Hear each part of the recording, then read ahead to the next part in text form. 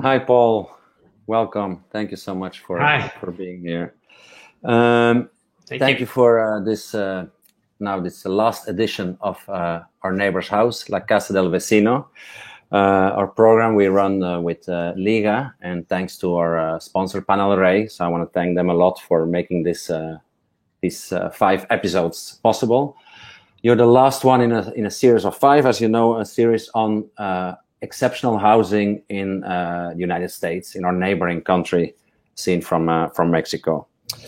We hope to do a next series. I hope somewhere in spring, so we can continue these conversations. I've been really enjoying them.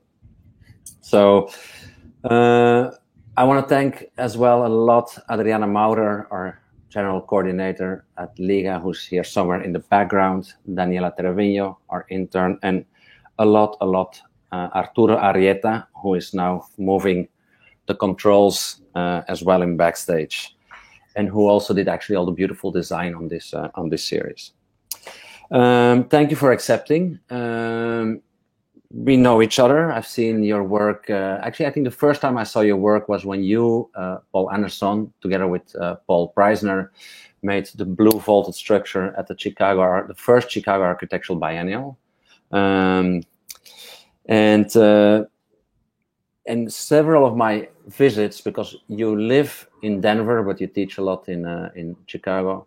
And one of my visits to Denver, following up on a building site we have there, I spoke with you about your mother house, and I was really intrigued by it. You showed me some picture. But it was in the end actually our contractor, Joe Doling, the architect contractor we're working with in Denver, that brought me to your place, because he also built the mother house, if I understand well. Anyway, he had a key of it, so I think he did. And I was really, really blown away when I saw that building. It was a building that I found in the beginning very, I would say, you presented to me as a sort of more as an image. No, it's very photogenic as a sort of graphic image, but it's absolutely strong, and it's in its spatial organization. And I really, when I got to know that building, that's actually one of the reasons also why I wanted to do this series on houses in the US, specifically these houses that are like a bit under the radar. You maintain a very low profile. You don't even have an Instagram handle, I believe. That's part of your way of working, but still you're at the same time also the curator of the next architectural biennial in Venice, representing the US with the American frame, together with Paul Preisner as well. So an absolute pleasure to have you here. I really hope we can start discussing a little bit about your project, and I would say just take it away. Explain us a little bit the general layout. And one of the topics we've been talking about a lot in this series is kind of this continuous friction between the conventional and the unconventional. Well, many of the houses have vaults or gabled roofs, like these very conventional elements that are kind of played up in this series.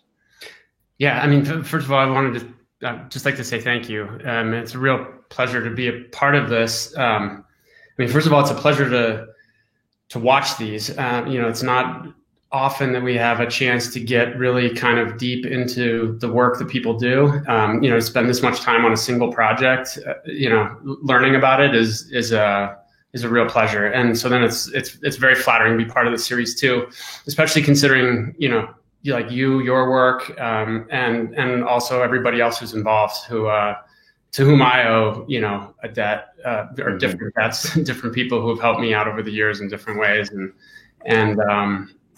so yeah, I mean, this is like the best, like, for me. Thank you. I love it. So yeah, I guess, Arturo, if we could start the slides, I'll just to give a kind of brief overview of the project. It's a house. It's in Denver, Colorado, on a lot that's 50 feet wide by 125 feet deep, and it is a single family home, wood framed house with siding and shingle roof, and a lot of doors and windows and other things that we'll get into. On the next slide, you see in the plan, there's it's a square, both the house and the garage, and the first floor is just one big room that's completely surrounded by doors, by pairs of doors. No walls. The only real object in the room, like architecturally speaking, is the stairway that leads up to the second floor, which on the next slide you'll see has 4 bedrooms in the corners, kind of divided by the stair in the middle, and is generally is almost rotationally symmetrical. So I mean that's like the main like intro, I guess, like like high level overview of it. Mm-hmm. So talking a little bit about that idea about this conventional, this unconventional. I mean, of course, the house immediately echoes Unger's, Oswald Matthias Unger's project as well of what he called a house without qualities. A house without that only kind of lives off the proportions and with such a strong reference, not only for me to the Unger's house, but also to Wittgenstein house, which was a house from probably 100 years earlier. Well, almost let's say 80 years earlier. Can you speak a little bit to that? What these architectural references mean for you? Yeah, well, so I mean, there were a couple of things that we were looking at when we started working on the house, and one of them was this series of houses in Englewood, Colorado. And I think we have a slide with a few of those. And these houses were built, like they're kind of nondescript, like sort of everyday houses that are in Englewood, and they were built in the late 50s and early 60s at a time when I don't think there was a very firm image of what a suburban house should look like. So, you have this kind of like flabbergasting collection of these houses that are all, very idiosyncratic in really different ways, because, I guess a couple of builders got together and were kind of just trying to experiment with how to make each house a little bit different. So you have, like gables that are chopped off that, that aren't full, or you've got multiple gables, or this, mixes of materials and they're assembled in ways that are very unconventional, or, certain elements that are way out of scale compared to other ones. So there was, there were kind of like 2 things of interest there. One was a vocabulary of kind of everyday architecture, of ordinary suburban architecture that, we wanted to take on. And the other was the idiosyncrasy itself, and, try to figure out a way, these aren't fully formed architectural projects that are well thought out and, like have any depth to them. A lot of these idiosyncrasies don't carry through the projects in any meaningful way. And so we're trying to figure out, like, well, in this era, which, in the last, decade or so, idiosyncrasy has become like a really important, sort of feature of contemporary architecture. So, we were trying to look at that and see what some of them were and how we could, identify and understand them in a way that we could bring them into our own projects. The other thing, like you mentioned, was Unger's, which, so on the next slide, you see like the Unger's house in Cologne. Very, very different, because there were, 2 things that were important here too. One is how formal the composition is. That is extremely rigid, straight composition. But the other was that he seemed to be kind of like hinting at a model of repetition that seemed like it was sort of like new to us. So like this house is known to be, is often described as a kind of like minimalist house, or very abstract. And on the exterior, it projects an image of kind of like modern repetition. So where maybe repetition would be understood as a means of standardization, like make everything sort of the same and make it, design it in a way that it could be universally applied, regardless of use or location or anything like that. And that's very different from like a lot of the stuff that we had been doing. So flip to the next slide, Arturo. There's an image of an earlier project that we did also in Colorado, in Woodland Park, which is kind of like in the sort of first bit of the mountains as you leave the plains. And this project's like, for me, was a very typical example of repetition and difference. So like where you have like 3 bars that are all kind of like bent in slightly different ways or assembled slightly differently to, so that they, each is a little bit different. So you got like, the self similarity. By the time we were starting to look at the house, we were working on some other projects like the one on the next slide, where we were starting to see if there wasn't another model of repetition, specifically one where you could have a kind of exact copy, like, duplicates or like exact copies of something, but if you had enough of them, that it would produce a kind of excess that itself would have some qualities. So it's not exactly the modern model where it was like meant for like efficiency and standardization, nor is there any difference built into it, but it was just like the same thing over and over again. So this is a project, an installation that we did when Mark and Sharon, who spoke earlier in the series, curated the Chicago Biennial. Chicago Architecture Biennial, that they gave Paul Preisner and I a chance to do an installation there, and we decided to make this series of walls in a long hallway to subdivide it into these little galleries. And all of the walls are identical. And but again, here still sort of like messing around with sort of like the ordinary or the everyday in the choice of materials. This is a glazed block that you find, at least in the United States, in a lot of like elementary schools or at the YMCA or something like that, like really public institutional sort of places. Even today in the train, you see those quite a bit. So, so we had like... so while Ungers is then trying, I mean, I see what Ungers does in his house is really sort of absolute reduction of elements, like no variations, no ornamentation, no programmatic difference. I don't know. He tries to kind of distill sort of the essence of architecture. What you're saying is you're doing something different. Through this repetition, you try to create something that, again, becomes something special, something eccentric, something noticeable. Yeah. But there's something, but see, this is where the Ungers, like that description and our understanding of Ungers like holds up completely when you like for the exterior of the house. But then if you flip, like if you can, do we have slides here? Yeah. Like to the next slide, you'll see that like actually it's not like that at all. Like it's not really efficient or reduced. It's every pair of doors that you see on the outside, there are these thick walls, and those doors are duplicated on the inside. So you have double the doors that you can see on the outside. That's just in the perimeter. But then you have also these like, these kind of like with the bars that cross. There are pairs of doors on either sides of those, and then pairs in the bars, doors in those long bars. There are doors into each of the fat sort of thick spaces between all of these little kind of vestibules, entry vestibules. So in the end, Ungers has 178 doors in this house, including some that are like in the shrubs outside the house. Like there's like he made these. It's really hard to find photos of them, but he made these like kind of like blocky rectangular shrubs and put doors in them like all over the place. So there's double again. For the thickness of the exactly, the thickness of the shrub. So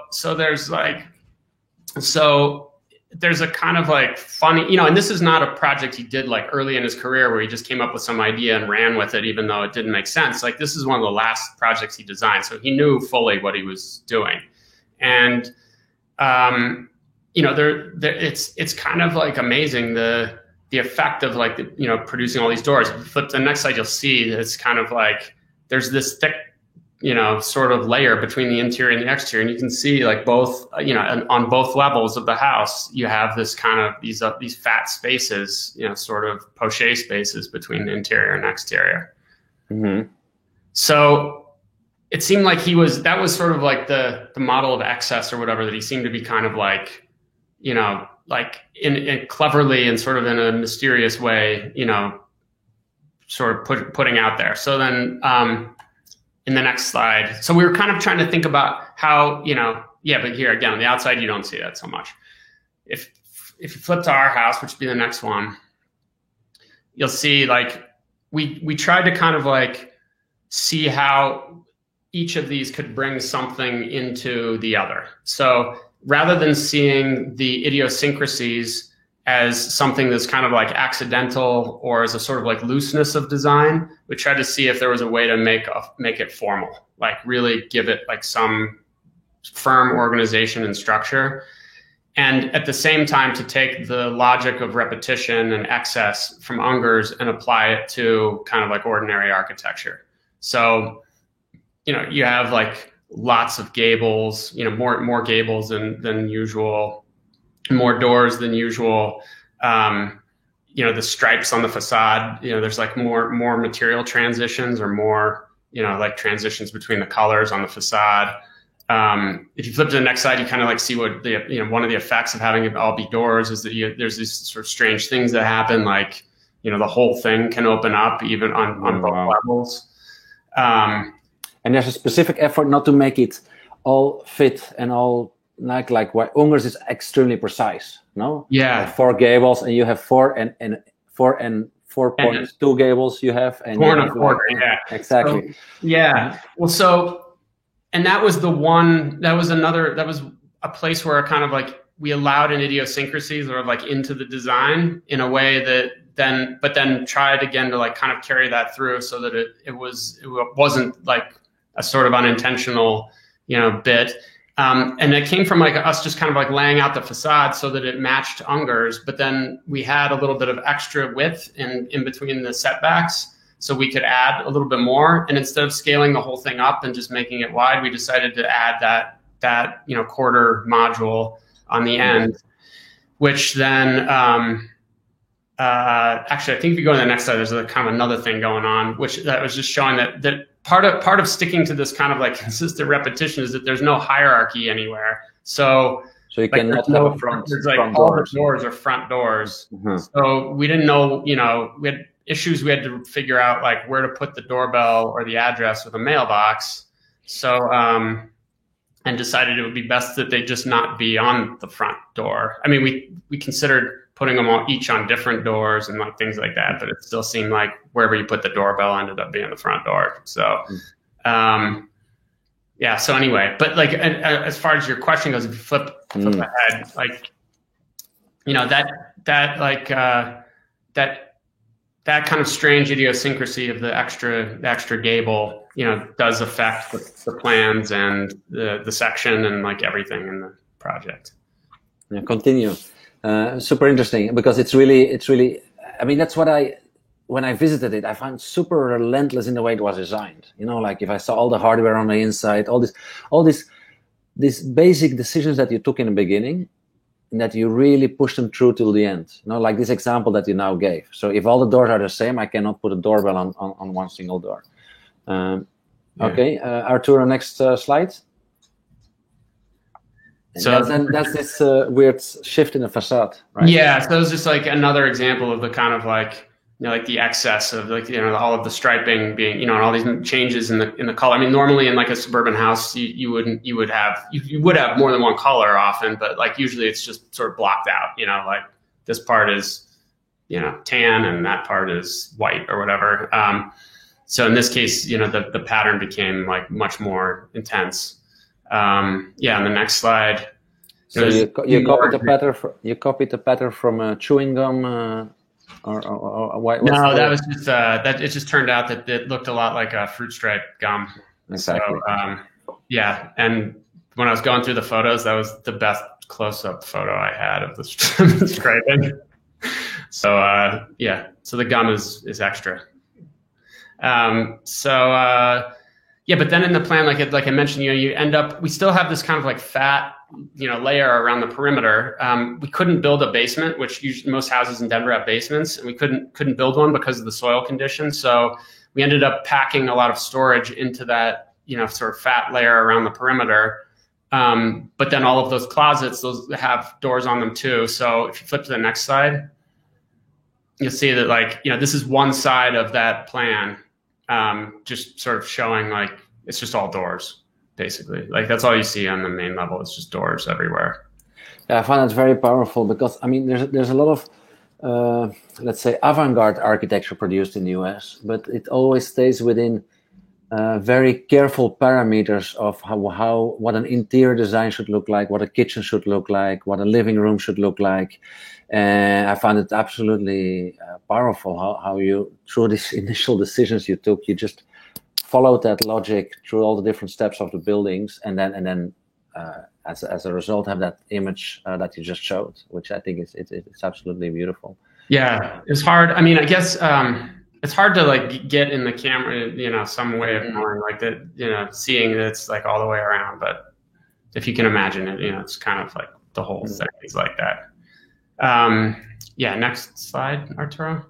There's some more examples of like the kind of multiplication of things. Like they're just the way that the stair worked out. We had a chance to make a double railing, and even kind of in the upper left image, you can sort of see. You'll see this in some other images, but there's the stair is double up on the ceiling, so the ceiling is stepped the same as the ground there. And on the next one, like the steps in the back of the house are, go all the way across. So that was just another bit of excess that we just sort of allowed, there was the Unger's house is on a plinth with one step, but it's a flat lot. So, it's just one step on front and one step in back. But with this one, we, let the stairs go down. So they're pretty wide. On the next slide. And actually, because it's a square plan, we end up having like repetition even in the elevation. So this is the front, and then on the next slide, you'll see the back. So it's identical. I mean, it's the same elevation. And actually, even the sides are the same composition. They just don't have the gables on top. So if you go to the next one, like these are the side elevations. It's hard to get a photo of them because the house is next to them, but they're the same as the front and back. It's just that the middle 4 windows are missing and they don't have the gables on top, but they're the same length, same width. Those 4 windows are in the same positions they are on the other elevations and so on.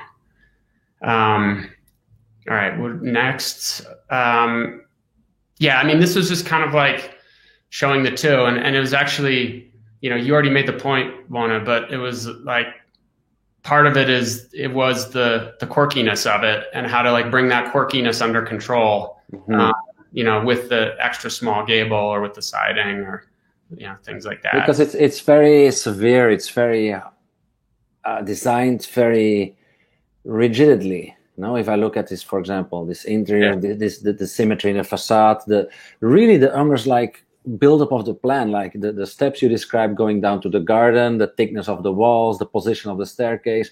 But at the other hand, there's also clear moments where you absolutely step away, and all of a sudden this yellow comes in, this almost shield-like gutter, where the almost kind of this little decorative place, I'm really curious about that. How do you design it all the time with this Unger's house next to you on the drawing board? Is that image? It doesn't feel like it was hanging over you, like for example, for Simon Ungers, his son, the architect, who was like always like had the shadow of his father hanging over him. No, I mean, thankfully, no. Thankfully, not exactly. Thankfully, not the same situation for me, but I think it was there, but it was always like material that you could work with, that you could change if you needed to. I mean, that's part of the view of history that I think I actually kind of like inherited from the people who taught me, which among whom were Mark and Sharon. I mean, I studied with them and I worked in their office, and also like Bob Somel at UIC, who was a teacher at UCLA when I was there, and who I work with now quite a lot. And there was always this attitude about history, about being irreverent toward history, which didn't mean that you didn't care about it, but it just meant that it was like, historical projects were like diagrams that you could, unfold into new projects all the time. And there was no, like, you didn't need to, like, it's actually really great for those architects if you do change what they do and you bring something into the conversation that makes people look at them a little bit differently, rather than holding them up on like a kind of pedestal and thinking like, well, this is something, that it's like heresy to change anything, that they did, because it's like a masterpiece that shouldn't be touched. So, I have them to thank for that, but I also, that appealed to me. I mean, I really like that view of history a lot. I think it's, gives us a lot to do. And, so I think we have to go a bit faster. I think we still have like a lot of slides to go through. All right, we can get through some real quick, or we can not finish. It's fine too. No, I want to finish. There's actually quite some stuff I'd love to talk. This is kind of like related to what we were discussing before about how once we introduce that asymmetry into the facade, then like a whole bunch of other things happen. Like the whole diagram of the plan shifted from one that was reflective, at least some like bilateral symmetry, to one that was more of like a rotational symmetry. And then like to the next slide, you'll see like over the next couple of slides. So then you see that certain things like the doors on the front and back of the house don't align because that asymmetrical facade's rotated 180. So you have all these like jogs in the plan that then would go through, say, like the color of the countertop or the color of the flooring or things like that. And then on the next slide, you see that then that also means that the roof, like the walls on the upper floor, intersect the roof in different places, so that you get different like sectional profiles that are made up of kind of like whole or partial numbers of those modules. So yeah, I thought they were very beautiful. The symmetrical one that's 1.5 gables wide, and then the hallway is a half gable, and then you get one that's 1 gable, but it's shifted a quarter gable off, and things like that. So all of those sort of like sections and ceilings were different in different rooms up top. I think the next slide shows a photo of one of those. See how that's one of the bedrooms upstairs, right? Yeah, and they all have corner views, no? All these bedrooms. Yeah, they all have those doors on at least 2 sides. Yeah, well, on 2 sides, exactly. Yes. And this is just like all of that unfolded, so you can see on the lower level it's just like doors everywhere, and on the upper level, you get those different alignments with the with the roof. And then there is one place where everything does line up from front to back, though, and that's through the stair. So, here is that section, and then on the next slide, you'll see like a couple of photos that show from below and from above that the stair aligns with a pair of doors, top and bottom. So that's one place where it aligns. The other is in the hallway. The ends of the hallway are identical, but the hallway jogs. So it kind of like moves to follow the shift in the roof. It's almost sort of geometric Kabbalism, play with numbers. You can get like real lost in the nerdiness of the all of this kind of stuff. Exactly. Or I guess some of us can. Yeah. And then from the back, like there's the garage, which is like a smaller building, but a bigger module scale wise. So it's like, about 3 times the width of one of those, modules in the facade. And so we just made the striping 3 times as big too. So that, and it has a kind of strange effect, that where the smaller building like has a bigger scale, like makes the garage feel kind of big back there.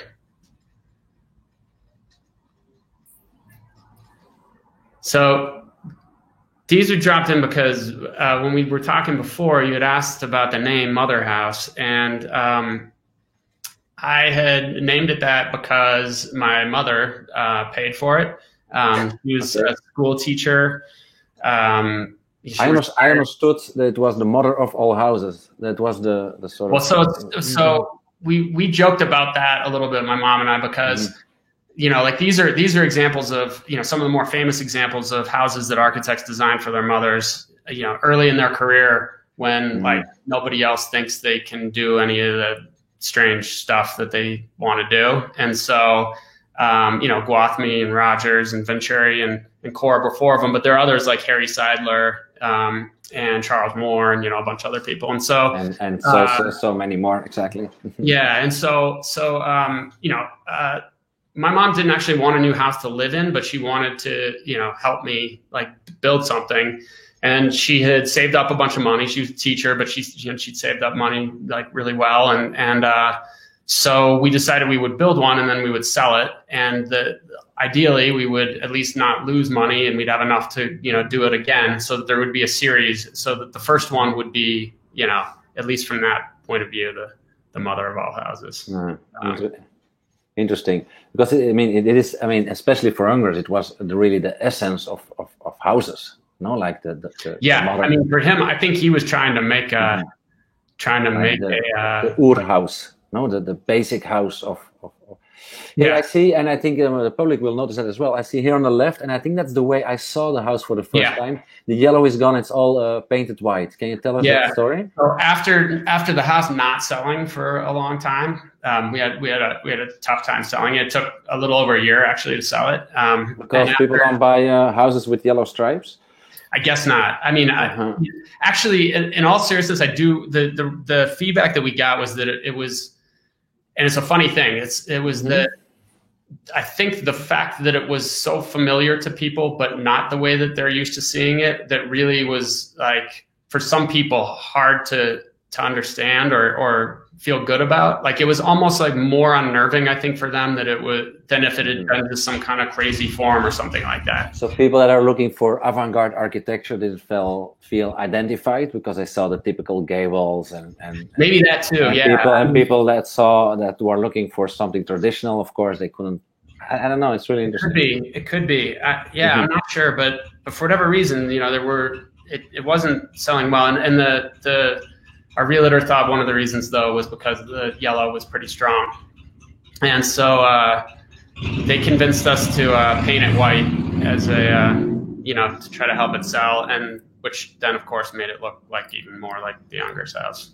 Exactly. In the facade, I also see that there's this slight shifting. I mean, there siding boards, no? That are. Yeah. So there's like a little piece of trim that comes down from the valley of each gable and between the gables and like kind of subdivides the facade into like these sort of modules. So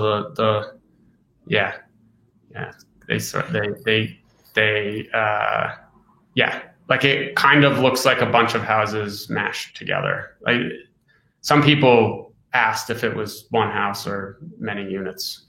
So now that the money is back in the bank, can we expect the Mother House #2 from Paul Anderson, or maybe? Yeah, I don't know. Maybe before we conclude, you would have been supposed to open your exhibition as a curator together with Paul Preissner at the Venice Biennial. Yeah, that's postponed through COVID. We all know that. What's the plan? The plan is to open in the end of May this year. Same as last year, just a year later, hopefully. We don't know how it's going to go in terms of who's going to be able to attend or things like that. But we're going forward the way that we had with what we had planned, which is to look at American framing, which is this is kind of like. There's a funny thing, but wood framing, like soft wood framing, is really American. It turns out, like Canada and the U.S. are kind of the only two countries who primarily build out of stick framing. But it's also sort of American in the way that it developed and the history of it. It's like pretty easy to do. Anybody can kind of like, it doesn't require a whole lot of technical skill to do it or special equipment. It's kind of like lightweight. And so it was, became like a popular way to build particularly in the 19th century when big parts of the country were being settled and people had to build houses. And sometimes they had to move the materials to build their houses, across great distances. And so and I don't know, it's also like a really funny system because it's like made up of a bunch of really bad joints. It's just like nailing together some pieces of wood, but somehow having lots of really bad joints makes a really stable structure. That's interesting. It's like it turns back to where we started. Maybe like by repeating this basic gable, a set of this basic ordinary, you call them, gables next to each other, it creates again something that is more stable, more powerful, and more present. Mm-hmm. And hopefully, and historically, it's been, fairly accessible too. It's also like it's the same material that we use to build like at pretty much every house in the U.S. It's like 95% of the houses are built in wood framing. So, it like reminds me of the like the Warhol, what he said about Coke, that it's sort of like no amount of money can buy you a better 2x4. So rich or poor, like everybody builds their house out of the same stuff. And so it seems like and it is a very flexible system that can produce a lot of things design-wise as well. So we're starting off with like a big installation there, and which follows on, kind of a series of projects we've done together to build like full-scale things for exhibitions. Fantastic. And exhibits and photographs, like that one that was on screen a minute ago is one of them. Okay, I'm curious. I will be expecting to see what comes out. I wish you all the best with that, Paul. Thank you. I'm going to round off now. I want to thank again the whole team at Liga and Panel Array, Ramiro and Huberto for making this possible. Paul, thank you so much. Thank you for concluding with me. Appreciate it. Okay. It means a lot. Take care. Stay on. We still talk afterwards. Yeah, you too. Bye-bye. See ya.